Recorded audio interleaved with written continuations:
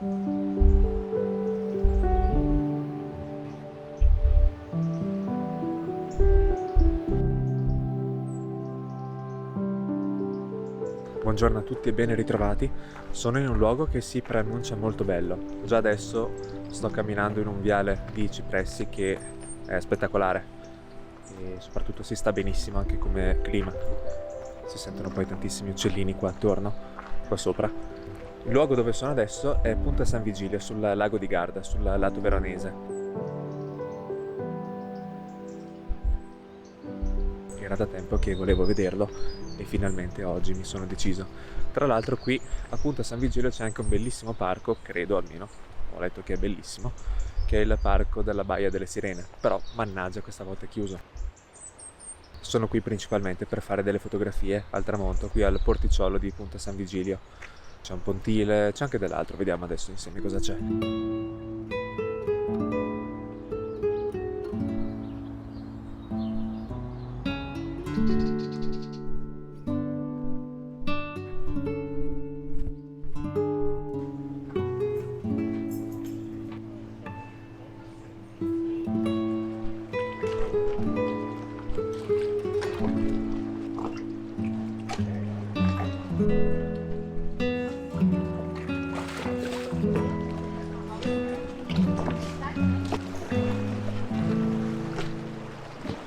Spero che nonostante la mascherina si capisca qualcosa di quel che dico. In più ci sono anche le onde che fanno casino e poi c'è anche tanta gente. Quindi molta più gente del previsto, devo essere sincero. Qui è veramente bello. I colori degli alberi poi sono pazzeschi, colori da pieno autunno.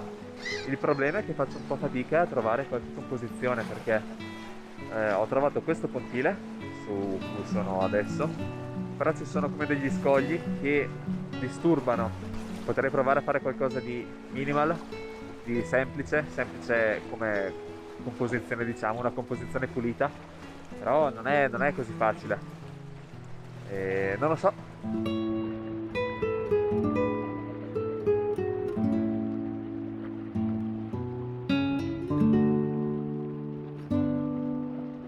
Ho trovato due composizioni che mi piacciono. Una qua alle mie spalle, con questi pali che emergono. Adesso c'è anche su un gabbiano. Come minimo resta lì, io ci faccio la foto e lui mi va via mentre sto facendo la foto, così viene mosso.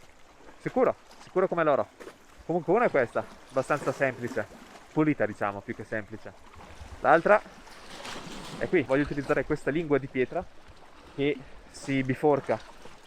E da una parte c'è il pontile, dall'altra invece ci sono quegli altri due pali, quell'altra coppia di pali, e potrebbe essere interessante. Ve lo dico adesso per essere più veloce dopo, per muovermi più velocemente. Per la seconda foto utilizzerò un filtro graduato perché c'è una differenza di luminosità troppo marcata tra cielo e lago. Il cielo è troppo chiaro in sostanza, quindi con il filtro graduato, che è scuro solamente nella metà superiore mentre è completamente trasparente in quella inferiore, andrò a scurire il cielo, la porzione superiore del frame. Qui si apre la questione: conviene o no comprare un filtro graduato?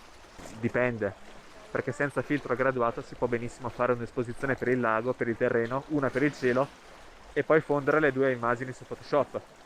Si dovrebbe avere anche un controllo forse maggiore dell'immagine.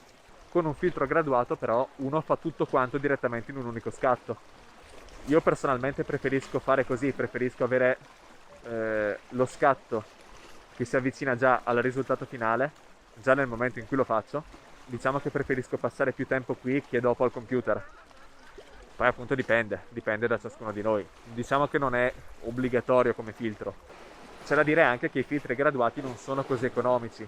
E se uno prende un filtro graduato, che è un filtro rettangolare a lastra, un filtro di vetro, deve comprarsi anche tutto un sistema portafiltri, diciamo, un holder dove inserire questo filtro, che comunque non è economico neanche quello. Ci sono sia pro che contro. Dato che per la seconda composizione il numero di persone sui due pontili sta aumentando considerevolmente, mi sto dedicando alla prima, con il palo in mezzo al lago. Il gabbiano è appena andato via. Ho messo il polarizzatore e un filtro da 10 stop Prima di mettere il filtro il tempo di esposizione corretto era di 1/8, con questo filtro è diventato di 2 minuti e 8 secondi. E ci siamo quasi.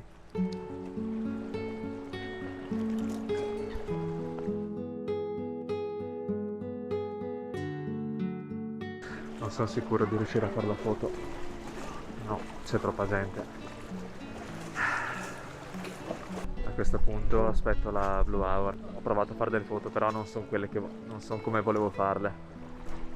Ho provato a chiudere il diaframma per avere il sole a stella, però ci sono anche flare e non lo so, adesso il sole sta calando, praticamente sta scendendo dietro le montagne. Ci sono anche un po' di persone sedute, quindi per un po' queste qua non si schiodono. D'altronde qua è pubblico, non è che sia privato, non è che possa venirci solo io, chiaro. Però scoccia.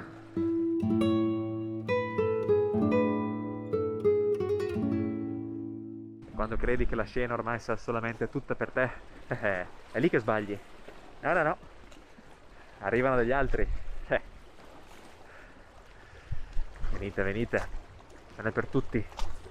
Io la foto la faccio lo stesso, se riesco a rimuoverli bene, se no non lo so, faranno parte anche loro della foto. Ah, lo sapevo, appena il sole è caduto dietro le montagne tutti sono andati via.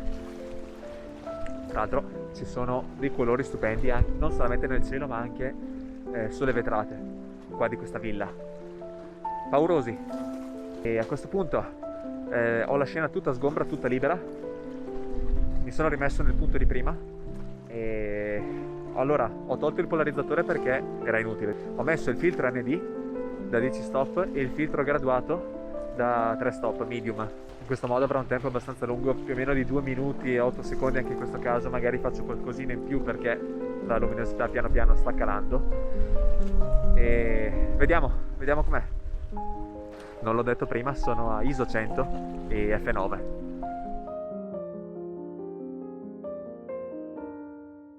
Una mia impressione sembra che io abbia una barba bianca.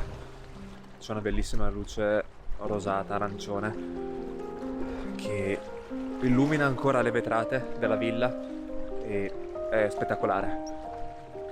Dato che ormai non c'è praticamente più nessuno, sto provando ancora qualche lunga esposizione e poi vado. Il cielo ha ancora un po' di colore, si riesce a intravedere là sullo sfondo e sono contento di come stia andando in generale. Ci sta veramente bene, il lago di Garda è sempre stupendo. Sono contento anche di questa mia prima volta qui a Punta San Vigilio con questo cielo, con questa atmosfera.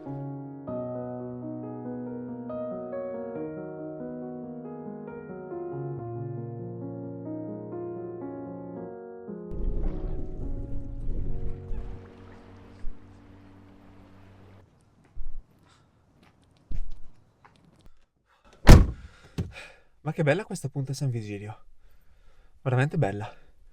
La prossima volta spero di vedere anche la Baia delle Sirene, che mi intriga già dal nome. E vedremo. Spero che sia stato interessante vedere questo video. Se chi lo vede non abita tanto distante e ha la possibilità di venire sul lago di Garda, consiglio pienamente questo posto. È veramente bello. E un po' affollato, quello è inevitabile. E niente, io vi auguro una buona serata e ci vediamo alla prossima.